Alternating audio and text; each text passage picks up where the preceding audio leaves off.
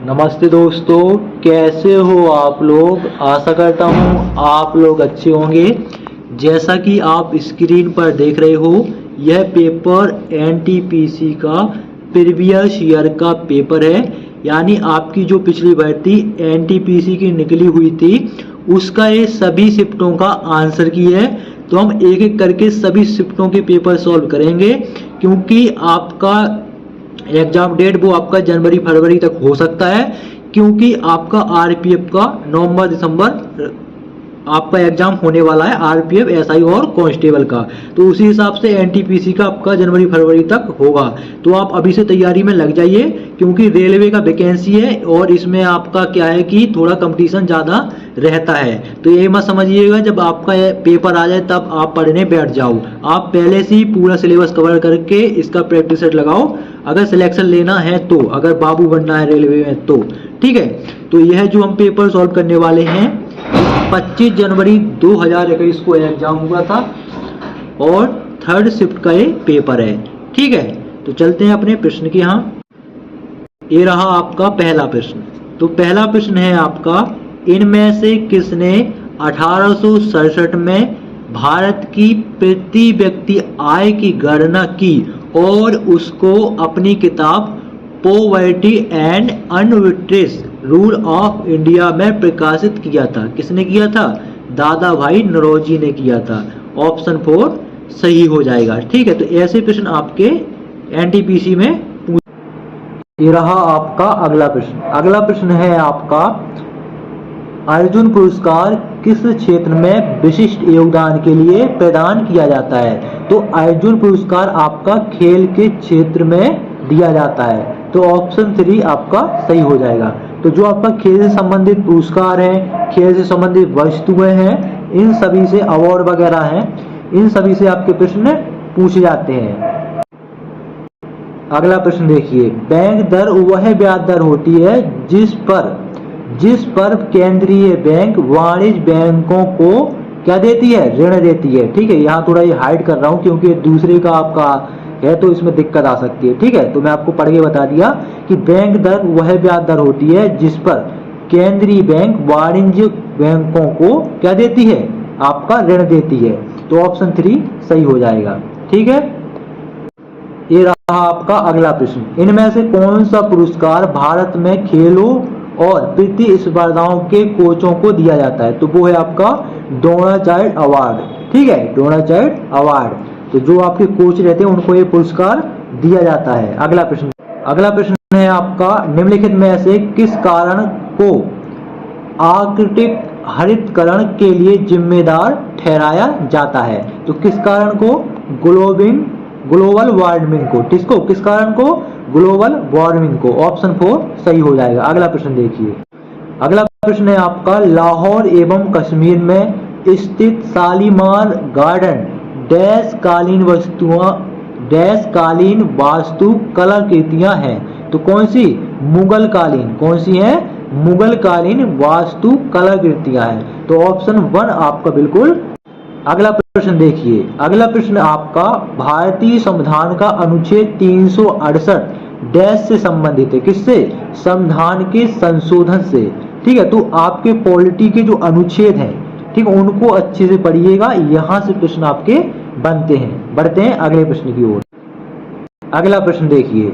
अगला प्रश्न है, आधुनिक कंप्यूटर किसी भी कार्य को करने के लिए निर्देशों के एक समूह का पालन करते हैं। इन निर्देशों को सामान्यतः क्या कहा जाता है? इन निर्देशों को प्रोग्राम कहा जाता है। ऑप्शन 2 सही हो जाएगा। अगला प्रश्न है आपका, भारतीय संविधान द्वारा प्रदत्त इनमें से कौन सी विशेषता भारतीय न्यायपालिका से संबंधित है?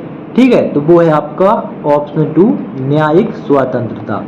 ऑप्शन 2 आपका बिल्कुल सही हो जाएगा। अगला प्रश्न है आपका, भूकंप की तीव्रता डैश में मापी जाती है? तो भूकंप की तीव्रता आपका रिएक्टर स्केल में मापी जाती है। ऑप्शन 2 आपका बिल्कुल सही हो जाएगा। ये रहा आपका अगला प्रश्न है, हैंडबुक ऑन फिशरीज स्टैटिस्टिक्स के 13वें संस्करण अनुसार भारत का सबसे बड़ा समुद्री मत्स्य यानी मछली उत्पादक राज्य कौन सा है? तो वो है आपका गुजरात। ऑप्शन 4 सही होगा। ये रहा आपका अगला प्रश्न। तो अगला प्रश्न है आपका, अकबर द्वारा निर्मित पंचमहल डैश में स्थित है? कहां पर? फतेहपुर सीकरी में आपका पंचमहल। अगला प्रश्न है आपका, कोमागाटा मारू घटना डैश से संबंधित थी? किससे? भारतीय स्वतंत्रता संग्राम से संबंधित थी। कौन सी घटना? कोमागाटा मारू। कोमागाटा मारू। ये रहा आपका अगला प्रश्न। तो अगला प्रश्न है आपका, बैगन का एक आनुवंशिक संशोधित प्रारूप विकसित किया गया था, इसका उद्देश्य क्या था? तो इसका उद्देश्य कीट प्रतिरोधी बनाना, मतलब कीट को मारने वाली दवाएं बनाना। ठीक, ये रहा आपका अगला प्रश्न। तो अगला प्रश्न है, माइक्रोचिप बनाने के लिए किस धातु का उपयोग किया जाता है? तो सिलिकॉन का। ठीक है, सिलिकॉन सिटी किसे कहते हैं? बेंगलोर को। यह है आपका अगला प्रश्न। इनमें से कौन सी समिति भारत में कर सुधारों से संबंधित है? तो राजा चलैया समिति, यह आपका कर सुधारों से संबंधित है। ये रहा आपका अगला प्रश्न। तो अगला प्रश्न है आपका, दलदल एवं धान के खेतों से इनमें से कौन सी गैस उत्सर्जित होती है? तो मेथेन गैस उत्सर्जित होती है। तो कई तगड़े तगड़े प्रश्न पूछे जा रहे हैं। अगला प्रश्न देखिए। अगला प्रश्न है, भारतीय दंड संहिता जो 1960 में अधिनियमित हुई का मसौदा तैयार करने वाले आयोग की अध्यक्षता किसने की थी? लॉर्ड मैकॉले ने की थी। ऑप्शन 4 सही हो जाएगा। बड़ी माता, जिसको हम स्मॉल पॉक्स के टीके का आविष्कार किसने किया? तो जो आपका बड़ी माता का जो टीका है जो हो जाता है, सभी लोग जानते हो, गांव देहात में कहते माता आ गई माता आ गई। तो इसका जो आविष्कार किया था टीके का, वो एडवर्ड जेनर ने किया था। किसने? एडवर्ड जेनर ने किया था। ऑप्शन 3 सही हो जाएगा। अगला प्रश्न है, सरकार अनिवार्य कितनी फसलों के लिए न्यूनतम समर्थन मूल्य की घोषणा करती है? तो 22 फसलों के लिए। ऑप्शन 1 आपका सही हो जाएगा। अगला प्रश्न है आपका, तो प्रश्न है, भारत सरकार द्वारा शुरू की गई नई मंजिल योजना इनमें से किससे संबंधित है? तो ये अल्पसंख्यक युवाओं के लिए कौशल विकास से संबंधित है। ठीक है, अगला प्रश्न देखिए। अगला प्रश्न है, निम्नलिखित में से कौन से दो क्षेत्र भारत के प्रमुख जैव विविधता स्थल हैं? कौन से? पश्चिमी घाट और पूर्वी हिमालय। ये कैसे हैं? प्रमुख जैव विविधता स्थल हैं। ठीक है, ये रहा आपका अगला प्रश्न। अगला प्रश्न है, निम्नलिखित में से कौन सा प्रमुख महिला सेक्स हार्मोन है? तो वो है एस्ट्रोजेन। ठीक है, कौन सा है? एस्ट्रोजेन। और टेस्टोस्टेरोन ये शायद पुरुष वाला है। ठीक है, ये है आपका अगला प्रश्न। आवाज सारणी का आविष्कार किस वैज्ञानिक द्वारा किया गया था? तो दामित्री मैडलीफ के द्वारा किया गया है। मैडलीफ की आवाज सारणी, दामित्री किसी को नहीं पता होगा लेकिन मैडलीफ जरूर पता होगा। ठीक है, अगला प्रश्न देखिए। अगला प्रश्न है आपका, इनमें से कौन सी पर्वत श्रृंखला स्विट्जरलैंड में स्थित है? तो वो है एल्प्स। कौन सी? एल्प्स। अगला प्रश्न देखिए। भारत की सबसे लंबी मारक क्षमता वाली बैलिस्टिक मिसाइल कौन सी है? तो वो है आपकी अग्नि 5। ठीक है, अगला प्रश्न है, मोरक्को का प्रसिद्ध यात्री इब्न बतूता किस काल में भारत आया था? तो दिल्ली सल्तनत काल में। ऑप्शन 1 आपका सही हो जाएगा। अगला प्रश्न, विच one of the following is part of 6 schools of Indian philosophy? तो उसको कहते हैं योगा। ऑप्शन 4 सही हो जाएगा। एक प्रश्न आपका इंग्लिश में दे दिया। ठीक है, तो अगला प्रश्न है, राज्यसभा के बारे में इनमें से कौन सा कथन सही है? तो वो है, राज्यसभा को कभी भंग नहीं किया जाता। ऑप्शन 1 सही। अगला प्रश्न देखिए, काली मिट्टी के बारे में इनमें से काली मिट्टी के बारे में इनमें से कौन सा कथन सही है? तो ऑप्शन 2 सही होगा। यह दक्षिणी पठारों के अधिकांश हिस्से में पाई जाती है। ठीक है, अगला प्रश्न देखिए। अगला प्रश्न है, 2008 में भारत सरकार द्वारा प्रकाशित जलवायु परिवर्तन हेतु राष्ट्रीय कार्य योजना के अंतर्गत इनमें से किस मिशन की शुरुआत की गई थी? तो national mission for sustaining the Himalayan ecosystem. Ecosystem की शुरुआत की गई थी। ऑप्शन 1 सही हो जाएगा। ठीक है, अगला प्रश्न देखिए।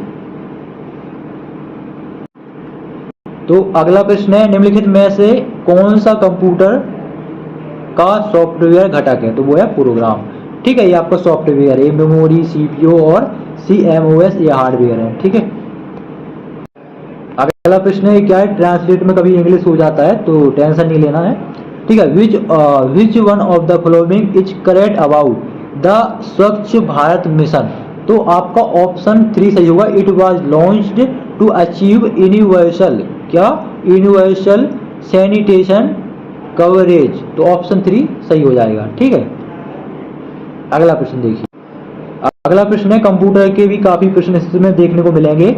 निम्नलिखित में से कौन सा सेंट्रल प्रोसेसिंग यूनिट यानी सीपीयू का एक घटक है? तो वो है मेमोरी। अगला प्रश्न देखिए, निम्नलिखित में से किस राजा को औरंगजेब ने छत्रपति शिवाजी महाराज के विरुद्ध युद्ध के लिए भेजा था? तो वो था जय सिंह। कौन था? जय सिंह था।